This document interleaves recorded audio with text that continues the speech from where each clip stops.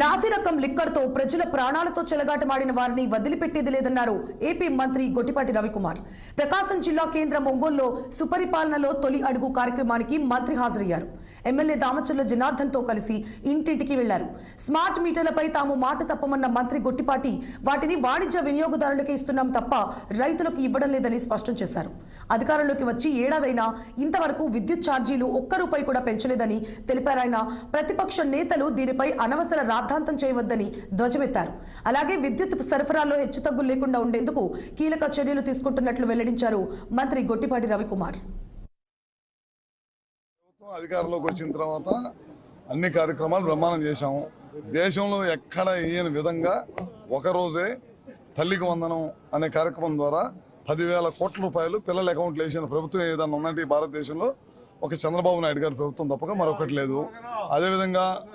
అదేవిధంగా మనం ఇవాళ స్కూల్ యూనిఫామ్లు కానీ, బెల్ట్లు కానీ, పుస్తకాలు కానీ బ్రహ్మాండమైన క్వాలిటీతో ఇచ్చాం. ఎక్కడ కూడా రాజకీయ నాయకుల ఫోటోలు కానీ ఎక్కడ కూడా వేసుకోకుండా పిల్లల్ని చదువుకి రాజకీయానికి సంబంధం లేకుండా లోకేష్ గారు ప్రత్యేకమైన దృష్టి పెట్టి బ్యాగులు కూడా యూనిఫామ్ కూడా మీరు చూస్తూ ఉన్నారు. ఇవాళ ప్రభుత్వ పాఠశాలకు వెళ్ళేటప్పుడు ఏ విధంగా ఉందో, పిల్లలు ఏ విధంగా ఏమైనా బట్టలు వేసుకుంటున్నారో, ఏ క్వాలిటీ బట్టలు వేసుకుంటున్నారో, ఏ క్వాలిటీ పుస్తకాలు ఉన్నాయో, బ్యాగులు ఎట్లా ఉన్నాయో మనం అందరం కూడా చూస్తూ ఉన్నాము. ఈ ప్రభుత్వం ఏ కార్యక్రమం చేసినా చిత్తశుద్ధితో పనిచేసింది అనమాట.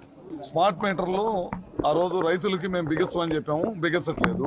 ఎక్కడ కూడా రైతులకైతే ఎక్కడ పెట్టట్లా. ఎక్కడైతే ఇండస్ట్రీస్ కమర్షియల్ ఉందో వాటిని స్మార్ట్ మీటర్లు బిగిస్తూ ఉన్నాము.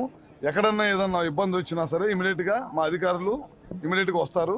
దాన్ని ఏదైనా ఉంటే చిన్న ఎప్పుడైనా కొత్త ప్రోగ్రామ్ తీసుకునేటప్పుడు చిన్న మిస్టేక్స్ వస్తే కనుక వాటిని సరిచేసి చేస్తారు. కానీ ఎక్కడ కూడా ఎక్కువ బిల్లు వచ్చినట్టు కానీ ఎక్కడ కూడా చేయము. ఏదైనా ఇట్లాంటి ఇబ్బందులు వచ్చి పర్సనల్గా ఏదైనా 1-2 ఇబ్బందులు వచ్చినా సరే తప్పకుండా చేస్తాం. అపోజిషన్ వాళ్ళు కొంతమంది కావాలని దుష్ప్రచారం చేసేసి వీటి మీద ఎక్కువ కరెంటు బిల్లు వస్తున్నాయి అనేది ఒక చెడు ప్రచారం తీసుకోండి. ఎక్కడన్నా చిన్న పొరపాట్లు జరిగితే దాని ప్రభుత్వం బాధ్యత తీసుకొని ఖచ్చితంగా దాన్ని సాల్వ్ చేసే బాధ్యత ఈ ప్రభుత్వం.